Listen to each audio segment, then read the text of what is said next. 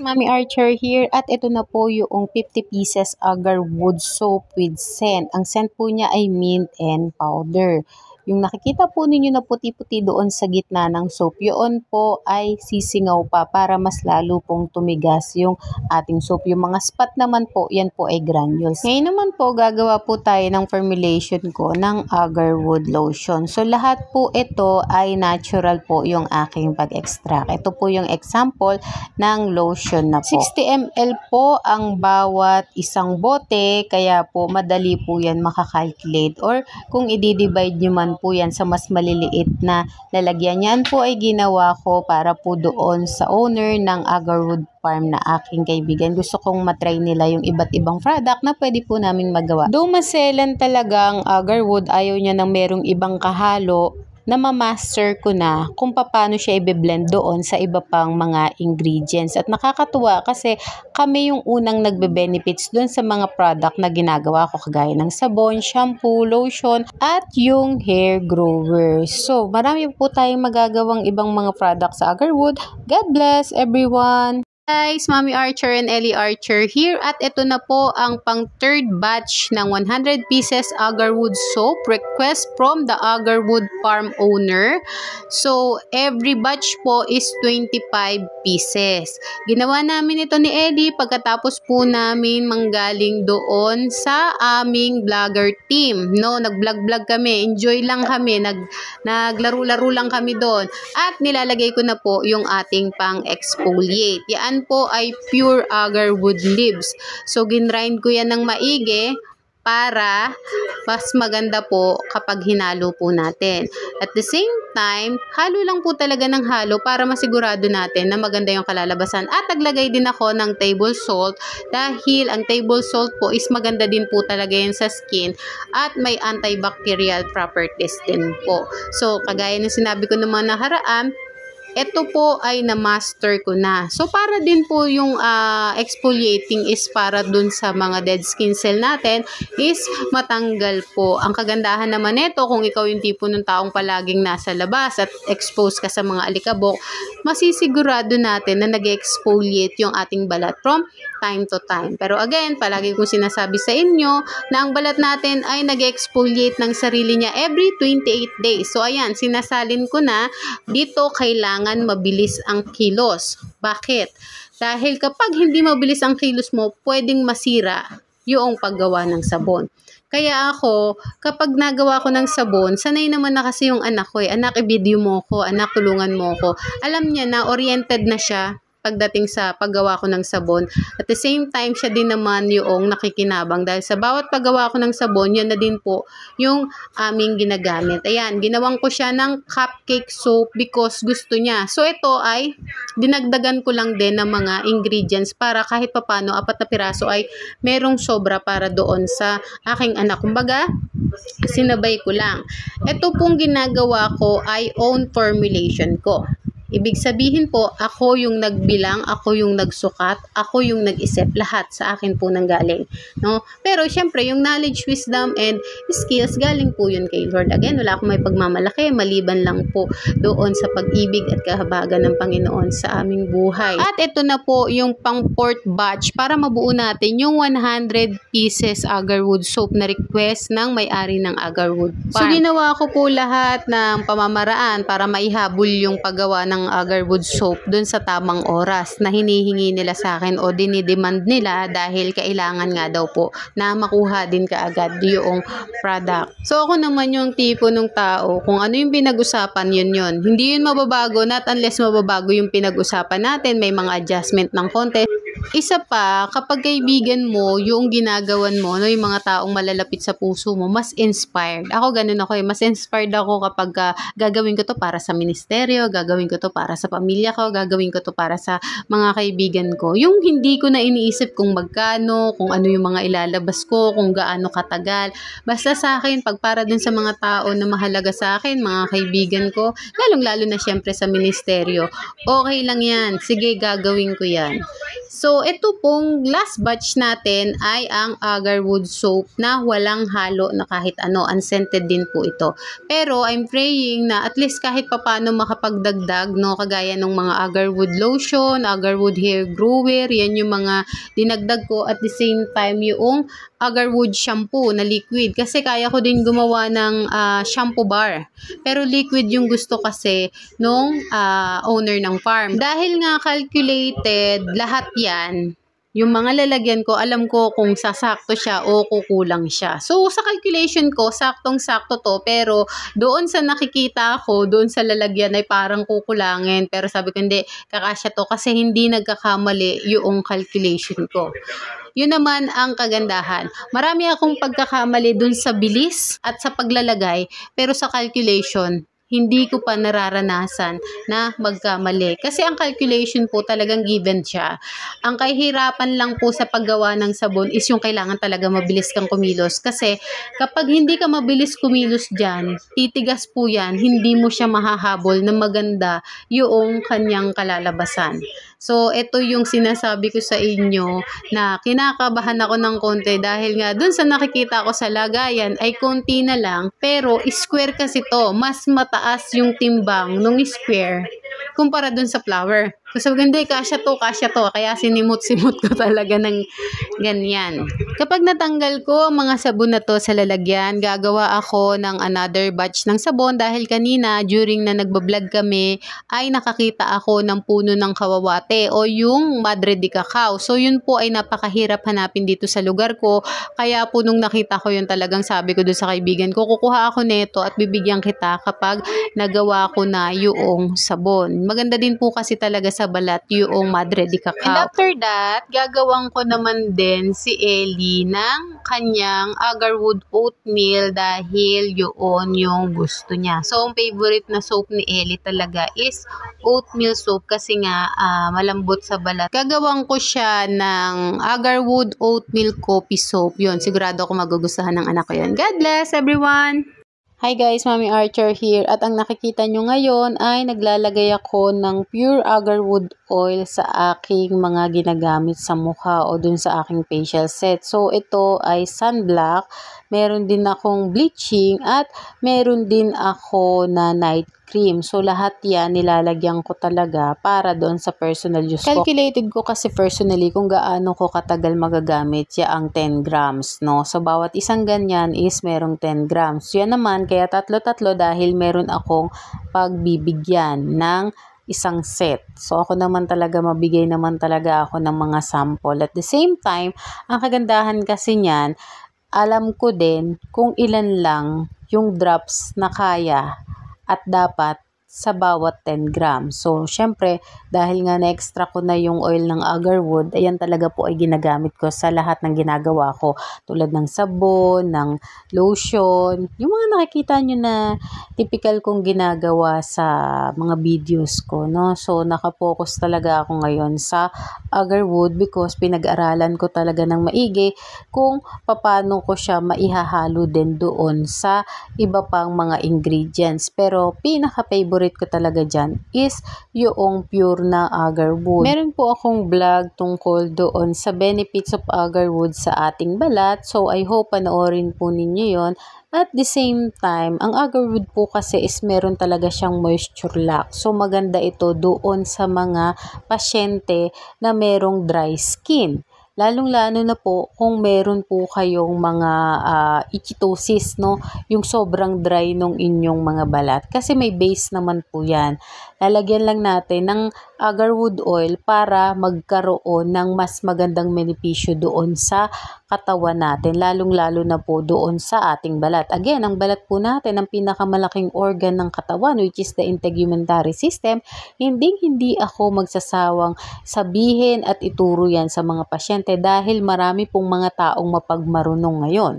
Ibig sabihin, kung ano lang yung iniisip nila at sinasabi nila na gusto nila, yun lang yung kanilang pinaniniwalaan. Pero ako, Lahat po ng sinasabi ko, lahat ng tinuturo ko ay pinag-aralan namin sa aesthetic medicine, na experience ko sa clinic at higit sa lahat, continuous learning po ako pagdating po sa aesthetic medicine. Bukod pa po dyan, yung mga kaibigan kong dermatologist at mga doktor na iba't iba ang kanilang specialization. Kaya expose po talaga ako sa lahat ng klase ng creams, toners, basta derma yan, at pagdating po doon pa sa iba pang mga medical equipment, because nung ako po ay nilagay ng Panginoon sa paligid ng mga tao kung saan kami po ay nagmi-mission, talaga pong lahat po yun ay tinuro sa akin ng Panginoon, at may mga tao din po na nag-mentor po sa akin, lalong-lalo na po yung aking mga boss na dermatologist. Kaya po talagang pinagsikapan ko din dahil nakita ko yung kanilang pagtitiwala na kaya kong maging magaling dito sa field ng aesthetic. Pero hindi lang ako nag-stay doon sa mga aesthetic procedures. Since continuous learning nga po yung ginagawa ko, lahat po ng tungkol sa aesthetic medicine pinag-aralan ko. So, I'm certified din po pagdating po sa Botox, at IBT rin po ako. Ganun din po, phlebotomist. Pero, again, meron pong aesthetic law. Meron lang talaga kaming mga hangganan. Ibig sabihin, pag hindi na pang medical esthetician, ibibigay ko na po yan sa doktor. Ang advantage po is mas magiging kapaki-pakinabang ako sa mga doktor every time na kailangan nila ng aking tulong. Even po itong pagmimix ng mga creams, toner at ng lahat ng gamit sa aesthetic medicine ay tinuro po sa akin ng ninang na doktor ni Ellie. Yung paggawa naman po ng sabon, scientist po ang nagturo sa akin yan. So meron po tayo mga scientist dito sa Pilipinas, ha? Kaya po ganun din po yung confident ko talaga, dahil nga syempre yung mga nagtuturo sa akin is talaga naman pong mga license and competent po talaga sila pagdating doon sa aming mga ginagawang field. Kaya po sinikap ko din talaga sa sarili ko na patunayan sa kanila na kaya ko. Pero lahat po yun ay dumaan muna sa masigsigang panalangin, dahil lagi ko po sinasabi, without God, I am nothing. Wala po akong may pagmamalaki. Ito po yung mga sample na ginawa kong product para po doon sa may-ari po ng Agarwood Farm. Ayan po yung mga sabon. Nakita niyo po yung nasa bote kanina. Yun naman po ay mga lotion, serum. At yun nga po na mga cream, sunblock, and yung scrub. So ako naman po kasi gusto ko pagka binigyan ako ng isang tao, gusto ko na ibabalik ko din yun sa kanila. Hindi nga lang katulad nung binigay nila sa akin, pero mas maganda pa, no? Or sometimes pay it forward. Kagaya po kala doktora, hindi ko po may babalik sa kanila lahat ng tinulong nila sa akin nung ako ay walang-wala pa, lalo na po nung college ako. Pero ang tanging na ibabalik ko lang sa kanila is yung prayer at yung kapakumbabaan, at pasasalamat ko pa rin po na nilagay sila ng Diyos doon sa aking buhay. Ito naman po ay para doon sa may-ari ng Agarwood Farm. Binigyan po nila ako ng kanilang mga halaman. Ngayon po, gusto ko pong ibalik sa kanila yung pasasalamat din na produkto na po yung kapalit. Ibig pong sabihin, gusto ko makita nila kung paano ko minaximize and kinonvert yung binigay nila sa akin into product. So, yan po yung mga nakikita ninyo na nito talaga mga nakaraan. Puro Agarwood product po yung ginagawa ko because minamaximize ko talaga ng maigi para din po makita nung may-ari na ito yung mga pwede naming maging produkto doon sa kanilang ibinigay sa akin. Mapapansin po ninyo, yung ilan po doon sa mga square soap ay para pong may ibang kulay. Dahil po nung nilagay ko yan doon sa kanyang molder ay sobrang init po. Ang paggawa po ng sabon ay kung titignan natin ay madali. Pero ito po ay napakadelikadong bagay dahil ang paggawa ko po ng sabon ay natural method po yung aking pamamaraan.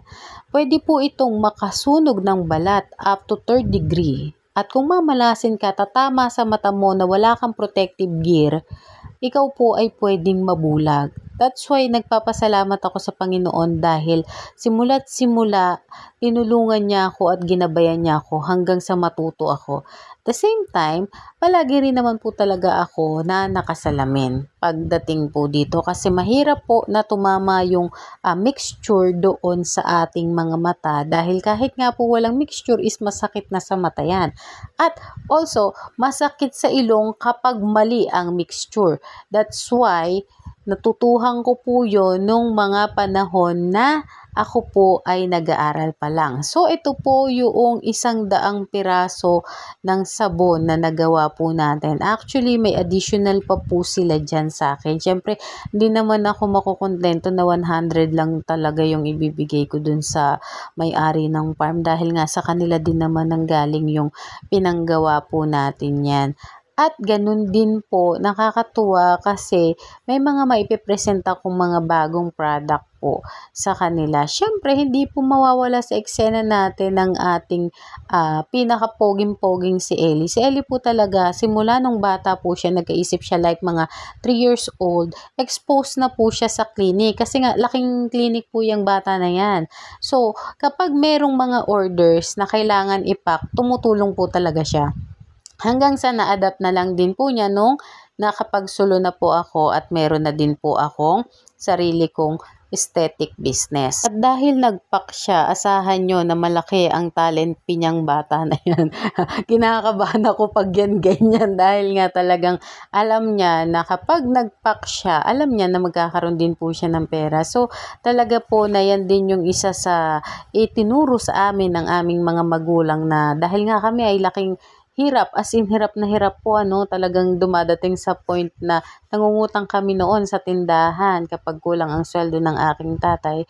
Sinabi po sa amin ng aking mga magulang, lalo na po ang aking nanay, na kapag kayo ay nagkaroon na, ipunan ninyo yung inyong mga anak at matuto kayo mag-ipon. At higit sa lahat, wag na wag kaming mangungutang. Yun po yung pinagpapasalamat ko sa Diyos dahil kahit hindi kami mayaman ay binigyan kami ng Panginoon ng mga magulang na matatalino at matataas ang moral. Higit sa lahat, mapiprinsipyo po. Kaya nga po kung mapapansin ninyo yung ugali ko sa mga nakakilala sa akin, ang lagi kong sinasabi, ang tama ay tama, ang mali ay mali because ganun ako pinalaki ng nanay ko. At hindi talaga uubra sa akin yung mga tao na wala sa ayos. Kahit sino, ano pang profesyon mo, ano pa yung estado mo, kapag wala ka sa ayos, naku, magkakadurugan talaga tayo. Pero kapag ikaw naman yung tao na talagang sinusunod mo din yung tama at mabuti, kakampi mo ako sa lahat ng bagay. Even po sa anak ko, pag tama siya, alam niya nakakampi niya ako. Pero pag mali siya, nanginginig na siya dahil alam niya na magiging kaaway niya ako. All in all, nagpapasalamat ako sa anak ko dahil yan nga po, siya ay napakasipag at matulunging bata naman po talaga. Kasi nga alam niya na magkakapera din siya. Ito naman yung ginawa ko na ointment, guava kakawate with agarwood ointment. So, 2 beses ko po yung ginawa dahil nung una ay masyado pong naparami yung isang ingredients na nilagay ko kaya po sobrang tigas. So, kung mapapansin ninyo, merong mga ointment na ang bilis tumigas. So, ibig sabihin po, meron kaming nailagay doon na mas mataas kumpara po doon sa dapat na malambot lang siya. Pagdating sa ointment, madali lang yan habulin. Kahit ilang beses ka dyan magkamali, madali yan na maayos. Pero ang sabon po ay napakaselan.